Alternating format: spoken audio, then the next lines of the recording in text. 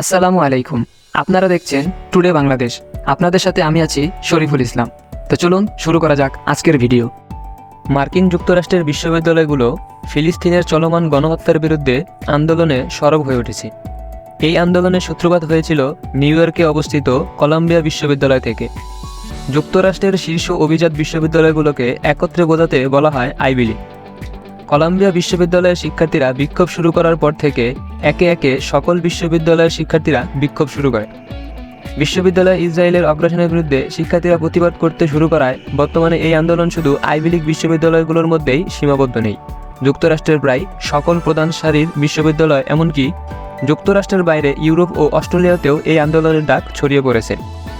মার্কিন প্রশাসনের চোখ রাঙানো উপেক্ষা করে যুক্তরাষ্ট্রের চলমান বিশ্ববিদ্যালয়ের শিক্ষার্থীদের এই আন্দোলনের উদ্দেশ্য কী সে সম্পর্কে জানব আজকের এই ভিডিওতে।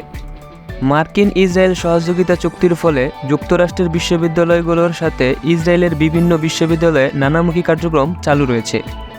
কলাম্বিয়া, স্ট্যামফোর্ড, MIT সহ যুক্তরাষ্ট্রের প্রায় 34টি বিশ্ববিদ্যালয় এবং ইসরায়েলের তেল আবিব, হিব্রু, বেনগুরিয়ান বিশ্ববিদ্যালয় সহ 13টির বেশি বিশ্ববিদ্যালয়ের সাথে দ্বিপাক্ষিক চুক্তি রয়েছে।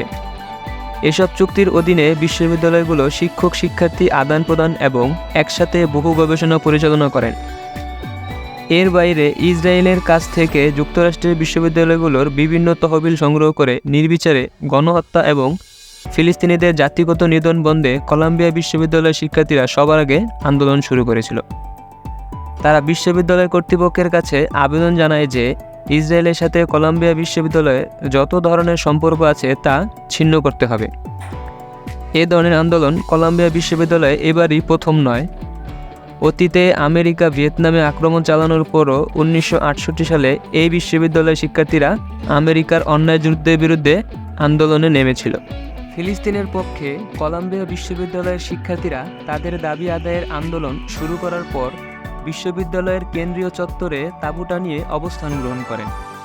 এরপর থেকে Harvard, MIT, Boston, Georgetown, Elphinstone, Minnesota, George Washington, Stamford, southern California, Texas বিশ্ববিদ্যালয়ের সহ বহু বিশ্ববিদ্যালয় শিক্ষার্থীরা এই আন্দোলনের সাথে সংহতি প্রকাশ করেছে। এই সকল বিশ্ববিদ্যালয়ের শিক্ষার্থীরা কলাম্বিয়া বিশ্ববিদ্যালয়কে অনুকরণ করে তাদের ক্যাম্পাসে তাঁবু খাটিয়ে অবস্থান নেয়। ইসরায়েলের বিশ্ববিদ্যালয় এবং সরকারের সাথে সকল সম্পর্ক ও আর্থিক লেনদেন বাতিল করায় তাদের একমাত্র দাবি নয়, বরং তারা চায় যে সকল কোম্পানি ইসরায়েলের কাছে অস্ত্র বিক্রি করে এবং প্রযুক্তি দিয়ে ফিলিস্তিনের গণহত্যা চালাচ্ছে তাদেরকে সেই সকল প্রতিষ্ঠানকেও বয়কট করতে হবে। গুগল, অ্যামাজন, মাইক্রোসফট এর মতো প্রতিষ্ঠানগুলো গাজায় গণহত্যা চালাতে ইসরায়েলকে সরাসরি সহযোগিতা করছে। তাই ছাত্ররা এই সকল প্রতিষ্ঠানের বিরুদ্ধেও বিশ্ববিদ্যালয়গুলোকে অবস্থান নিতে বলছে। বিশ্ববিদ্যালয় কর্তৃপক্ষগুলো এই আন্দোলনের কারণে উভয় সংকটে পড়েছে।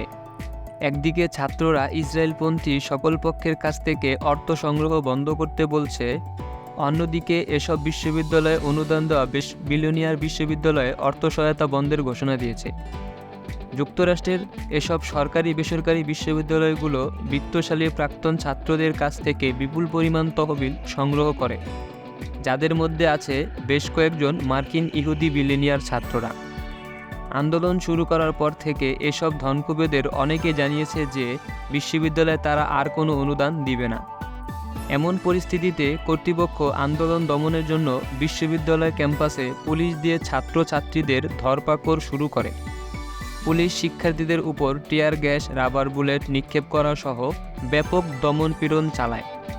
শিক্ষার্থীদের অহিংস আন্দোলনের উপর পুলিশ হামলার এই আন্দোলন আরও বেগবান হয়। এরপর নানাভাবে বিভিন্ন বিশ্ববিদ্যালয়ে প্রায় 5.5 শতাধিক শিক্ষার্থীকে গ্রেফতার করা হয়েছে, যা বিশ্ববিদ্যালয়গুলোকে মারাত্মক সমস্যায় ফেলে দিবে। কারণ গবেষণার উপরই মূলত এসব বিশ্ববিদ্যালয়ের উৎকর্ষতা নির্ভর করে। মার্কিন ভণ্ড রাজনীতিবিদেরা নিজেদের দেশের বিশ্ববিদ্যালয়গুলোতে মত প্রকাশের স্বাধীনতা বন্ধ করার জন্য সকল ধরনের ঘৃণ্য অপচেষ্টা চালিয়ে যাচ্ছে, অথচ এরাই আবার সারা বিশ্বে বাক স্বাধীনতা বাস্তবায়ন করার কথা বলে গলা ফাটায়। কিন্তু এখন ইসরায়েলের অগ্রাসনের বিরুদ্ধে মত প্রকাশ করা শিক্ষক শিক্ষার্থীদেরকে তারা ইহুদি বিদ্বেষী বলে আখ্যা দিচ্ছে। যুক্তরাষ্ট্রের বিশ্ববিদ্যালয়ে তৈরি হওয়া এই আন্দোলন অসহায় ফিলিস্তিনের পক্ষে জনমত গঠনে ব্যাপক ভূমিকা রেখেছে। কিছু ক্ষেত্রে ইসরায়েলের প্রতি পশ্চিমাদের অন্ধ সমর্থনও অনেকটাই পরিবর্তন আনতে পেরেছে শিক্ষার্থীদের এই আন্দোলন, যা বিশ্ববিদ্যালয়গুলোকে মারাত্মক সমস্যায় ফেলে দিবে। কারণ গবেষণার উপরই মূলত এসব বিশ্ববিদ্যালয়ের উৎকর্ষতা নির্ভর করে। মার্কিন ভণ্ড রাজনীতিবিদেরা নিজেদের দেশের বিশ্ববিদ্যালয়গুলোতে মত প্রকাশের স্বাধীনতা বন্ধ করার জন্য সকল ধরনের ঘৃণ্য অপচেষ্টা চালিয়ে যাচ্ছে, অথচ এরাই আবার সারা বিশ্বে বাক স্বাধীনতা বাস্তবায়ন করার কথা বলে। কিন্তু এখন ইসরায়েলের অগ্রাসনের বিরুদ্ধে মত প্রকাশ করা শিক্ষার্থীদেরকে তারা ইহুদি বিদ্বেষী বলে আখ্যা দিচ্ছে। যুক্তরাষ্ট্রের বিশ্ববিদ্যালয়ে তৈরি হওয়া এই আন্দোলন অসহায় ফিলিস্তিনের পক্ষে জনমত গঠনে ব্যাপক ভূমিকা রেখেছে। আজকে এ পর্যন্তই। সম্পূর্ণ ভিডিও দেখার জন্য ধন্যবাদ।